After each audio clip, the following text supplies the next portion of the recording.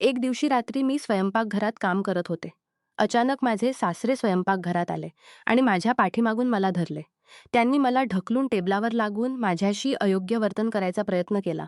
मी घाबरून म्हणाले, "बाबा, तुम्ही माझ्याशी काय करत आहात? मी तुमच्या मुलीसारखी आहे." सासरे म्हणाले, "शांत रहा, एकदम शांत. मी जे करतोय ते करू दे. तुझ्यासोबत असे करणे माझं खूप दिवसांपासूनचं शौक आहे. तुझं हे वेड लावणारं रूप पाहून मी वेडा होतो." मी म्हणाले, "बाबा, मी तुमच्या मुलाला सगळं सांगेन." ते म्हणाले, "माझा मुलगा तुझं काही विश्वास ठेवणार नाही."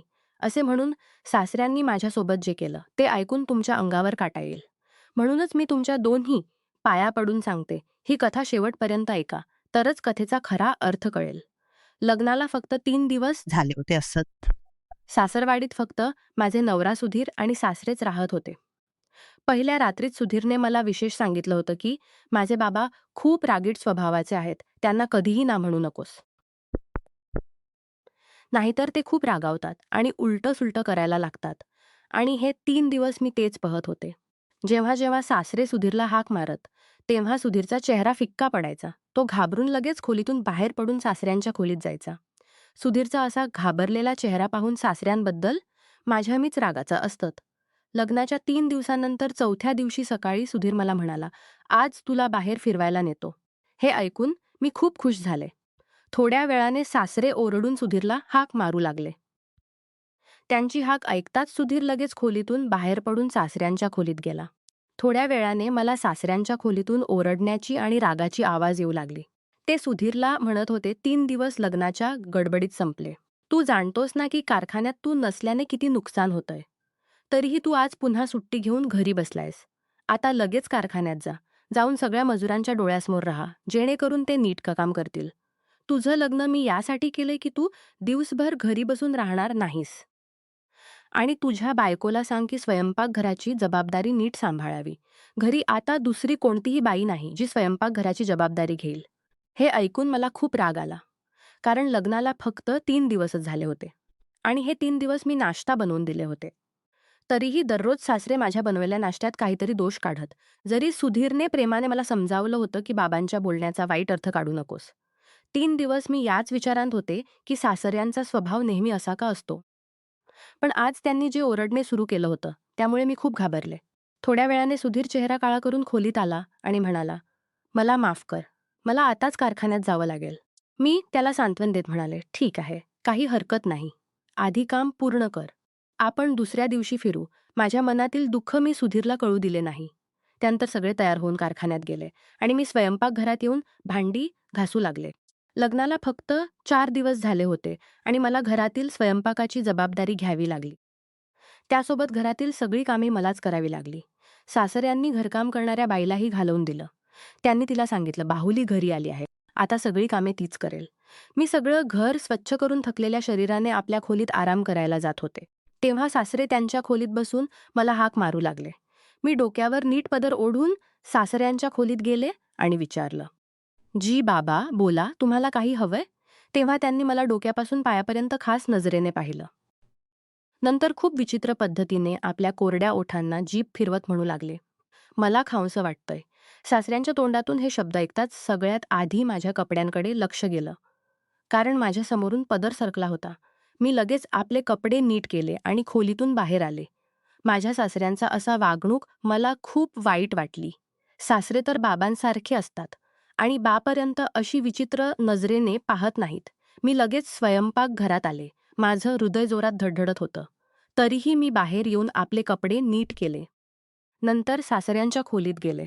मी खोलीतून बाहेर जाणार इतक्यात सासरे म्हणू लागले, "थोडा वेळ माझ्या जवळ बसून गप्पा मार. घरी आता तू सोडून कोणी नाही. मी खूप दिवसांपासून एकटा बसून आहे आणि एकटा बसून बसून मला चांगलं वाटत नाही." हे ऐकून मी तणावात पडले. सासऱ्यांच्या खोलीत फक्त एकच खाट होती. बसण्यासाठी खुर्ची किंवा दुसरं काही नव्हतं. त्यामुळे मला खाटेपाशी बसावं लागलं. ते माझ्यासोबत इकडे-तिकडेच्या गप्पा मारत होते. जेव्हा त्यांनी माझ्या तोंडाकडे पाहिलं, तेव्हा मी लगेच तोंड मागे केलं आणि म्हणाले, "हे खाता येणार नाही. मला तर खायला खूप आवडतं." असे म्हणून पुन्हा माझ्या तोंडाकडे पाहू लागले. नंतर त्यांचे डोळे माझ्या सगळ्या शरीरावर फिरू लागले. त्यांच्या नजरेत काय होतं माहीत नाही, पण मला अस्वस्थ वाटू लागलं. माझं सगळं शरीर घामानं भिजलं. तोंडावर घामाचे थेंब उमटले होते. सासरे म्हणाले, "लगेच जाऊन आण." मी लगेच हातात घेऊन उभी राहिले. साधारण 3 दिवसांपासून मी पाहत होते किंवा सासरे नेहमी रागाच्या आवाजात बोलत, की जेव्हा सुधीर घरी असायचा, पण आज इतक्या हळू बोलत होते की मला समजतच नव्हतं. हे तेच सासरे होते जे 3 दिवस ओढून सुधीरला हाक मारत आणि नेहमी रागाच्या आवाजात बोलत राहायचे. मी झाकून घेऊन पुन्हा सासऱ्यांकडे गेले. जेव्हा मी त्यांच्याकडे वाढलं, तेव्हा त्यांनी लगेच माझा हात धरला. माझ्या सगळ्या शरीराला वीज शॉक लागला. मी घाबरून आपला हात मागे ओढायला लागले, तेव्हा त्यांनी हात सोडला. नंतर मी खोलीतून बाहेर जायला लागले, तेव्हा म्हणू लागले, "अरे, बाहेर कुठे जातेस? इथे माझ्याजवळ थोडं बस. माझ्यासोबत गप्पा मार. दिवसभर शांत बसून बसून मला खूप कंटाळा आलाय." असे म्हणून सासऱ्यांनी माझ्याकडे विचित्र नजरेने पाहिलं. त्यांचं असे माझ्याकडे पाहणं मला आणखी हतबल करून टाकलं. नंतर आणखी एक विचित्र गोष्ट ते म्हणू लागले, "तू लग्नाच्या दिवशी जी लाल साडी घातली होतीस, त्यात तू खूप सुंदर दिसत होतीस. तू आज संध्याकाळी तीच साडी घाल." सासऱ्यांच्या तोंडातून असे शब्द ऐकून मला खूप वाईट वाटलं. अशा आबदार गोष्टी तर नवऱ्यानेच सांगायच्या, पण सासऱ्यांनी कदापि नाही. आता माझे सासरे रोज असे खेळ सुरू करत होते. जेव्हा जेव्हा सुधीर कारखान्यात जायचा, तेव्हा सासरे मला आपल्या खोलीत बोलावत आणि मला विचित्र नजरेने पाहत राहायचे आणि वारंवार या कोरडी जीभ फिरवत राहायचे. नंतर म्हणायचे, "मला खावंसं वाटतंय, मला दे." मी देण्यासाठी जात, तेव्हा ते माझा हात धरात आणि म्हणायचे, "माझ्याजवळ बस, माझ्यासोबत गप्पा मार." मी त्यांच्यासोबत गप्पा मारू शकत नव्हते. म्हणूनच त्यांच्या खोलीतूनच म्हणत बाहेर येत असे की मला जेवण बनवायचं आहे, भांडी घासायची आहेत. सासऱ्यांचा रोजचा असा वागणूक मला अजिबात आवडत नव्हता. आता माझ्या मनात विचित्र भीती वाटू लागली होती. मी विचार केला की सुधीरला याबद्दल बोलावं लागेल, पण कसं बोलावं, तो तर आपल्या बाबांसमोर थरथरतो. एक शब्दही उच्चारू शकत नाही. नेहमी डोकं खाली घालून बाबा बाबा करत राहतो. एक दिवशी रात्री मी स्वयंपाकघरात काम करत होते. अचानक सासरे स्वयंपाकघरात आले आणि माझ्या पाठीमागून मला धरले. त्यांनी मला ढकलून टेबलावर लागवून माझ्याशी अयोग्य वर्तन करायचा प्रयत्न केला. मी म्हणाले, "बाबा, तुम्ही माझ्याशी काय करत आहात? मी तुमच्या मुलीसारखी आहे." सासरे म्हणाले, "शांत राहा, एकदम शांत. मी जे करतोय ते करू दे. तुझ्यासोबत असे करणे माझं खूप दिवसांपासूनचं शौक आहे. तुझं हे वेड लावणारं रूप पाहून मी वेडा होतो." मी म्हणाले, "बाबा, मी तुमच्या मुलाला सगळं सांगेन." ते म्हणाले, "माझा मुलगा तुझं काहीही विश्वास ठेवणार नाही." असे म्हणून सासऱ्यांनी माझ्यासोबत जे केलं ते मी विरोध करूनही थांबवू शकले नाही. मी खूप प्रयत्न केले, तरीही माझा सन्मान वाचवू शकले नाही. थोड्या वेळाने थकून मी आपल्या खोलीत आले. खोलीत येऊन मी दार बंद केलं. कुलूप लावून खाटेवर बसले. चिंतेने माझं डोकं काम करत नव्हतं. माझं सगळं शरीर थरथरत होतं. मी कल्पनाही करू शकले नव्हते की माझे सासरे माझ्यासोबत असे काही करू शकतात. माझ्या डोळ्यांतून अश्रूंचा पाऊस सुरू झाला. मी मनात ठरवलं की सुधीरला याबद्दल सांगायलाच हवं. पुन्हा मनात विचार आला की जर सगळं खरं सांगितलं तर सुधीर मला घटस्फोट देईल. मी दिवसभर काहीही काम केलं नाही. शांतपणे आपल्या खोलीचं दार बंद करून बसले. अनेकदा सासरे माझ्या खोलीच्या दाराला ठोके देत आणि म्हणत की त्यांना भूक लागली आहे, मी त्यांना जेवण द्यावं. पण मी काहीही न बोलता शांतपणे खोलीत बसून राहिले. माझ्या जागी दुसरी कोणतीही मुलगी असती तर तिनेही तसंच केलं असतं. रात्री माझ्या खोलीच्या दाराला जोरात ठोके पडू लागले आणि सोबत सुधीर म्हणू लागला, "रूपा, दार उघड." हे कसं असभ्य वर्तन आहे? तू सकाळपासून दार बंद करून खोलीत का बसली आहेस? सुधीरचा आवाज ऐकताच मी दार उघडलं. दार उघडताच बापलेक दोघी माझ्याकडे रागाच्या नजरेने पाहू लागले. सुधीर म्हणू लागला, "तुला थोडीही लाज वाटत नाही का? पण तू त्यांना सकाळपासून उपाशी आहेत. पण तू त्यांना जेवणही दिलं नाहीस. बाबांना मधुमेह आहे. बाबांचं शरीर बिघडलं तर त्याची जबाबदारी तू घेशील." मी म्हणाले, "मी आता जबाबदारी घेऊ शकत नाही. चांगलं होईल की तू दुसरी काही व्यवस्था कर." हे शब्द बोलताच सुधीरचा चेहरा काळा पडला. तो म्हणू लागला, "हे कसं असभ्य वर्तन आहे?" दुसरीकडून सासरे म्हणू लागले, "पाहिलंस? लग्नाला अजून 7 दिवसही दाखवायला लागली आहे. मी आधीच जाणतो की मुली लग्नानंतर असं करतात आणि वेगळं होण्याचं स्वप्न आधीच डोळ्यात बसवून ठेवतात. पण लग्नाला 7 दिवसात असं करेल हे मला माहीत नव्हतं." सुधीर म्हणू लागला, "आज तू हे शब्द बोललीस रूपा. पण पुढे कधीही चुकूनही हे बोललीस तर मी तुला घटस्फोट देऊन घराबाहेर काढून टाकेन." नवऱ्याच्या तोंडातून हे शब्द ऐकताच माझा चेहरा फिक्का पडला. माझ्या बापांच्या घराची स्थिती खूप गरीब होती आणि आम्ही 6 बहिणी होतो. बाबांनी खूप कष्ट करून हुंड्याचे पैसे जमा करून मुलीचं लग्न केलं होतं. म्हणूनच आईने मला निरोप देताना सांगितलं होतं की कधीही भांडण करून सासरवाडीतून परत येऊ नकोस. आपल्या नवऱ्याच्या आणि सगळ्या गोष्टी मान्य करून आपलं संसार नीट सांभाळ. पण जे काही सासरे माझ्याकडून मागत होते ते मी कसल्याही परिस्थितीत करू शकणार नव्हते. त्यांचा विचित्र वागणूक आणि बदमाशी दिवसेंदिवस वाढत होती. त्यावेळी सुधीर इतका रागावला होता की जर मी त्याला बाबांबद्दल सांगितलं असतं तर नक्कीच तो मला खोटारडी समजला असता. मी काही उत्तर न देता खाटेवर बसले. सासरे म्हणू लागले, "सुधीर, बाहुलीला शेवटच्या वेळेला समजावून सांग की तिने आपलं डोकं नीट वाटेला आणावं. नाहीतर मी तिच्या बाबांशी बोलेन आणि तिच्या बाबांना सांगेन की आपल्या मुलीला सांभाळ." असे म्हणून सासरे खोलीतून बाहेर गेले. मी रागाच्या नजरेने सासऱ्यांकडे पाहिलं. सुधीर म्हणू लागला, "काय गडबड सुरू केली आहेस? तुझ्या खांद्यावर 10 जणांचं ओझं नाही की तू सांभाळू शकत नाहीस. अरे माझे बाबा तर एकटेच आहेत घरी. ना भाऊ ना बहीण. अशी कुठली गडबड संसाराचं स्वप्न सगळ्या मुली पाहतात, जेणेकरून त्यांच्यावर जास्त जबाबदारी पडणार नाही." मी सुधीरला म्हणाले, "आज जर माझी सासू आणि दीर नणंद असती, तर आज ज्या परिस्थितीतून मी जात आहे, त्यातून मला जावं लागलं नसतं." माझं बोलणं ऐकून सुधीर माझ्याकडे रागाच्या नजरेने पाहत म्हणू लागला, "काय अघटित घडवलंय माझ्या बाबांनी? तुला तर फक्त 2 वेळचं जेवण द्यायचंय, तेही तुला ओझं वाटतंय. बघ, मी घरी भांडण-तंटा अजिबात आवडत नाही. दिवसभर कारखान्यात राहून नंतर थकून शांततेच्या आशेने घरी येतो आणि घरी येऊन अशी गडबड पाहू शकत नाही. घरी मला शांतता हवी. मी भांडण-तंटा पाहण्यासाठी लग्न केलं नाही. शांतता मिळण्याच्या आशेने." मी म्हणाले, "सुधीर, एक काम कर. तू आपल्या बाबांचं लग्न लावून दे." माझं हे बोलणं होताच सुधीरने जोरात थप्पड माझ्या तोंडावर मारली आणि म्हणाला, "लाज वाटत नाही तुला असे शब्द बोलताना? बाबांना आता वय झालंय लग्न करायला. माझ्या बाबांच्या 2 वेळच्या जेवणाचं काय तुला इतकं ओझं झालंय की तू तेही बनवू शकत नाहीस?" सुधीर म्हणू लागला, "हे आणखी काय बोलणं आहे जे मी समजू शकत नाही. माझ्या बाबांना 60 वर्ष झाली आहेत. ते मरणाच्या दिशेने पाऊल टाकत आहेत. त्यांना मधुमेह आहे, रक्तदाब आहे. आणि तू हवी आहेस की या वयात माझे बाबा एका मुलीची जबाबदारी सांभाळतील. आता मी आपल्या नवऱ्याला कसं समजावू की त्याचे बाबा आपल्या मुलाच्या बायकोकडे कुदृष्टी ठेवून आहेत?" मी म्हणाले, "तू लग्न लावून दे. मी तुझ्या बाबा-माई दोघांचीही जबाबदारी सांभाळेन." माझं बोलणं ऐकून तो विचित्र हसत म्हणू लागला, "एक तर तू माझ्या बाबांचं जेवण बनवू शकत नाहीस. त्यावर तू माझ्या सावत्र आईची जबाबदारण्याची गोष्ट बोलतेस. या घराचा व्यवसाय, कारखाना सगळं बाबांच्या नावावर आहे. जर कोणी त्यांची बायको होऊन आली, तर कदाचित सगळं आपल्या नावावर करून घेईल. नंतर मला आणि तुला ढकलून घराबाहेर काढेल. बाबांचा राग तर तू चांगल्या प्रकारे जाणतेस. जेव्हा ते रागावतात तेव्हा त्यांना हुश-ज्ञान राहत नाही. म्हणूनच मी शांतपणे बाबांचं बोलणं ऐकतो. तू चुकूनही बाबांच्या लग्नाची गोष्ट तोंडातून काढू नकोस." असे म्हणून तो खोलीतून बाहेर गेला. आता मी विचार करू लागले की आता मी काय करू? मी दररोज आणि बापांच्या घरी परत जाणं म्हणजे मी आपला संसार उद्ध्वस्त करेल. आमच्यासारख्या मुली किती असहाय्य असतात, ज्यांना आपला संसार वाचवण्यासाठी किती काही सहन करावं लागतं. आता जर मी घटस्फोट घेऊन बापांच्या घरी परत गेले, तर माझं पुन्हा लग्न होणार नाही. शिवाय मी घटस्फोटित होऊन बापांच्या घरी गेले तर माझ्या धाकट्या बहिणींचे संबंध येणे थांबतील. या सगळ्या गोष्टींचा विचार करून मला रडू आलं. मी आपल्या साडीच्या पदराने डोळ्यातील अश्रू पुसले. तेव्हाच अचानक सुधीरचा आवाज आला. तो म्हणू लागला, "रुपा, लगेच बाहेर ये आणि नाश्त्यासाठी पराठे बनव." बाबांच्या दुकानाचं जेवण पचत नाही. मी बाहेर जाऊन नाश्ता बनवला. नंतर खोलीत आणला. मी त्या दिवशीही जेवण खाल्लं नव्हतं. पण सुधीरने एकदाही मला विचारलं नाही की तू दिवसभर उपाशी आहेस. आता लगेच जेवण खा. पुरुष कधीही बायकांची काळजी घेत नाहीत. त्यांना फक्त आपल्या कामात गुंतलेले असतात. सुधीरचा वागणूकही तसाच होता, जसा बहुतेक पुरुषांचा असतो.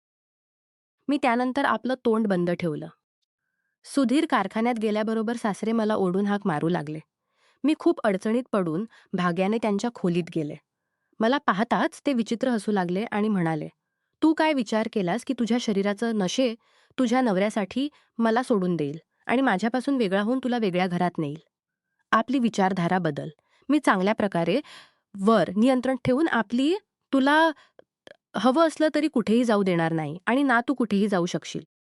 यासाठीच मी कोणत्याही श्रीमंत घरातील मुलीशी माझ्या मुलाचं लग्न लावलं नाही, जेणेकरून ती माझ्या मुलाला सोडून जाऊ शकणार नाही.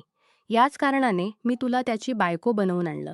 कारण मला माहीत आहे की तुझ्या बापांची स्थिती इतकी चांगली नाही की तो एकदा तुला लग्न देऊन नंतर पुन्हा तुला घरी आणू शकेल किंवा तुझ्यासाठी वेगळ्या घराची व्यवस्था करू शकेल.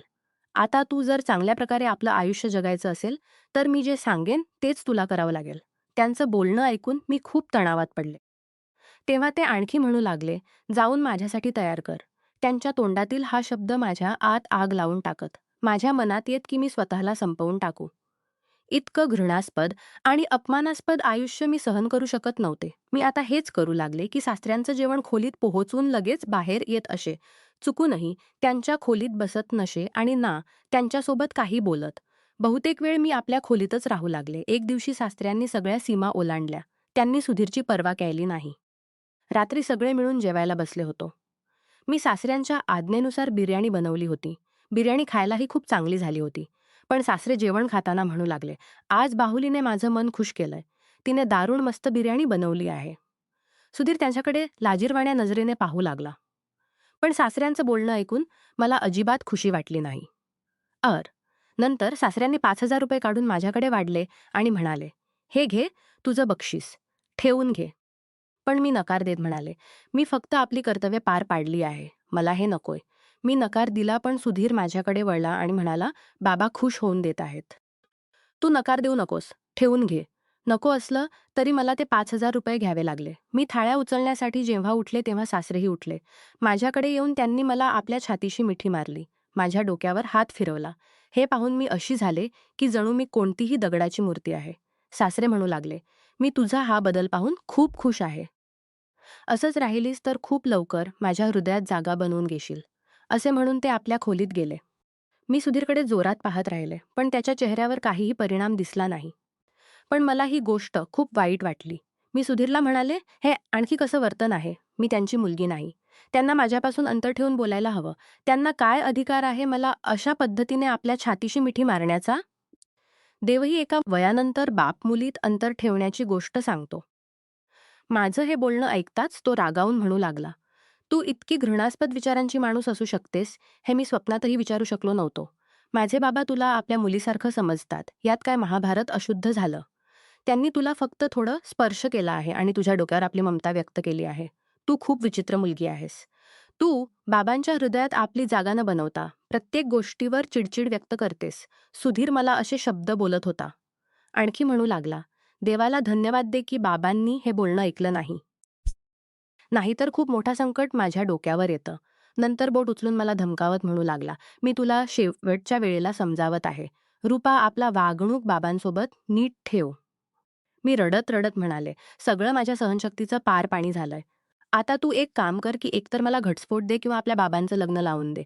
असे म्हणून मी खोलीत गेले. थोड्या वेळाने घराच्या दाराला घंटा वाजली. नंतर बाहेर ओरडण्याची आणि गडबडीची आवाज येऊ लागली. मी बाहेर येऊन कळलं की माझा एक दीर आहे जो अमेरिकेत पदवीसाठी गेला होता आणि तो तिथून आपल्या बायकोसोबत परत आला आहे. माझ्या दीराने तिथेच लग्न केलं होतं म्हणून सासरे दीरावर खूप रागावले होते. या कारणाने त्याला इतक्या दिवस घरी येण्याची परवानगी दिली नव्हती आणि मलाही माहीत नव्हतं की सुधीरला भाऊ आहे. मी त्या दोघांना पाहून आश्चर्यचकित झाले. सासरे अजूनही अजून रागावलेले उभे होते. ते म्हणू लागले, "जर चपडीनुसार लग्न केलंस तर तिला इथे का आणलंस? तिथेच राहा." दीराने हात जोडून आपल्या बाबांकडे क्षमा मागितली. तेव्हा सुधीर बाबांना म्हणाला, "बाबा शांत व्हा. जे व्हायचं ते झालं. रमेशला क्षमा करा." माझं नशीब चांगलं की माझा दीर आला. माझी नणंद खूप सुंदर आणि सडपातळ मुलगी होती. मी खुश होते की आता घरी मला एकटी राहावं लागणार नाही. माझी नणंद खूप हसमुख आणि सगळ्यांतच माझ्यासोबत खूप छान बोलत असे. थोड्या दिवसांतच सोबत मिसळून गेली. आता सासरीसोबत खाताना सासऱ्यान जायला लागला. एका रात्री जेवण खाज्याकडून हळूहळू नणंदेकडे वळली की आतापासून माझी सगळी कामे माझी छोटी बाहुली करेल. तीही खुशीने तयार झाली आणि म्हणाली, "ठीक आहे बाबा, तुम्हाला जे काही हवंय ते मला सांगा." रमेश बाबांचं बोलणं ऐकून खूप खुश झाला. काही दिवसांनंतर माझी नणंद विमला जेव्हा सासऱ्यांच्या खोलीतून बाहेर आली, तेव्हा तिला पाहून खूप थकलेली वाटत होती. तिच्या तोंडावर घाम होता. मला आता समजण्याची गरज उरली नाही की ती कोणत्या कष्टातून जात आहे. विमला शांतपणे स्वयंपाकघरात येऊन भांडी घासू लागली. मी विचारलं, "काय झालं तुला?" तेव्हा ती म्हणाली, "बाबांची सवय खूप विचित्र आहे. ते विचित्र नजरेने मला पाहत राहतात. कधी-कधी हात धरतात. कधी-कधी अचानक छातीशी मिठी मारतात. कधी-कधी सासरे असे विचित्र शब्द बोलतात, जे ऐकून माझे कान लाल होतात." विमला आणखी म्हणू लागली, "मी आधी जेव्हा रमेशसोबत बोलत होते, तेव्हा तो म्हणायचा की त्याचे बाबा खूप चांगले माणूस आहेत. पण ते तर बोलता-बोलता मला आपल्या जवळ घेतात. मला आपल्या जवळ घेण्याचा प्रयत्न करतात. मला हे सगळं अजिबात आवडत नाही." मी म्हणाले, "हे दोन्ही भाऊ कधीही आपल्या बाबांचं बोलणं अवज्ञा करत नाहीत. मीही याच कष्टातून गेले आहे." पण सुधीरने कधीही माझं बोलणं विश्वास ठेवलं नाही. विमला म्हणू लागली. पण मी रमेशला स्पष्ट सांगेन की जर त्याचे बाबा असा वागणूक ठेवत राहिले, तर मी त्याला सांगेन की त्याने मला दुसऱ्या घरात नेवं. घरात तीच भांडण सुरू झाली जी माझ्या आणि सुधीरमध्ये होत असे. रमेश म्हणू लागला, "मी तुझ्यासोबत 2 वर्ष परदेशात एकटं राहिलो. आता इथे येऊन फक्त 45 दिवस बाबांसाठी जेवण बनवत आहेस, की पुन्हा नवीन ड्रामा सुरू केला आहेस?" त्यांच्यातही तीच भांडणं सुरू झाली, जी सुधीरसोबत माझी होत असे. विमलाने रमेशकडे घटस्फोट मागायला सुरुवात केली. त्या रात्री सुधीर जेव्हा खोलीत आला तेव्हा तो शांत होता. मी म्हणाले, "सुधीर, आता तरी तू हे मान्य कर की मी चुकीची नव्हते. जे आरोप मी बाबांवर करत होते, तेच आज विमलाही करत आहे. याचा अर्थ कुठेतरी बाबाच चुकत आहेत. मी तुला खरं सांगते, बाबांना एक बायको हवी आहे. जरी त्यांना 60 वर्ष झाली असली, तरी तुम्हाला आपल्या आईच्या मृत्यूनंतर काही दिवसांतच त्यांचं लग्न लावून द्यायला हवं होतं. तर ते खरोखरच आमच्याबद्दल विचार करू शकले असते." माझं बोलणं आता कदाचित त्याला समजलं. दुसऱ्या दिवशी त्याने आपल्या बाबांना दुसऱ्या लग्नासाठी सांगितलं. सुरुवातीला ते चिडचिड दाखवत म्हणू लागले, "मी या वयात लग्न करणार. तुमच्या डोक्याला सुट्टी लागली आहे का? जर तुम्हाला हवं असेल तर यात काही अडचण नाही." त्या बाईला आता 40 वर्षांवर आहेत आणि ती भावाच्या घरात खूप कष्टाने आपलं आयुष्य काढत आहे. सुरुवातीला बाबांनी खूप विरोध दाखवला. पण नंतर 2-4 दिवसांनी स्वतःच म्हणू लागले, "ठीक आहे, मी लग्न करून घेतो." काही दिवसांनी त्यांचं लग्न झालं. यामुळे फरक पडला की घराचं वातावरण खूप चांगलं झालं. सुधीर आता स्वतः मला म्हणायचा की "तू बरोबरच म्हणाली होतीस." माझी नवीन सासू-सासऱ्यांची खूप सेवा करत. माझी नवीन सासू-सासऱ्यांची खूप सेवा करत. आपल्या समाजात ही गोष्टही खूप सामान्य झाली आहे की जर बाबांना वय झालं तर मुलं त्यांचं दुसरं लग्न लावू इच्छित नाहीत. ज्यामुळे कुटुंबात येणाऱ्या नवीन बाहुलीला अशा प्रकारच्या समस्यांना सामोरे जावं लागतं. जशी समस्या मला आणि विमलाला भोगावी लागली. अशा समस्या टाळण्यासाठी कुटुंबात खुलं संवाद असणं, स्त्रियांच्या भावनांना विश्वास देणं आणि चुकीच्या वर्तनाला वेळीच थांबवणं खूप आवश्यक आहे. कोणत्याही प्रकारचं गैरवर्तन कधीही सहन करू नये आणि योग्य वेळी कुटुंबातील इतरांना सांगून मदत मागावी आणि योग्य वेळी कुटुंब निरोगी ठेवता येतं. नमस्कार मित्रांनो, तुम्हाला ही कथा आवडली तर नमस्कार मित्रांनो, तुम्हाला सबस्क्राईब करायला विसरू नका. आणि यापेक्षाही अधिक रंजक व्हिडिओ पाहण्यासाठी माझ्या चॅनेलवर नुकताच अपलोड केलेला नवीन व्हिडिओ नक्की पहा. तो तुम्हाला खूप आवडेल अशी मला आशा आहे.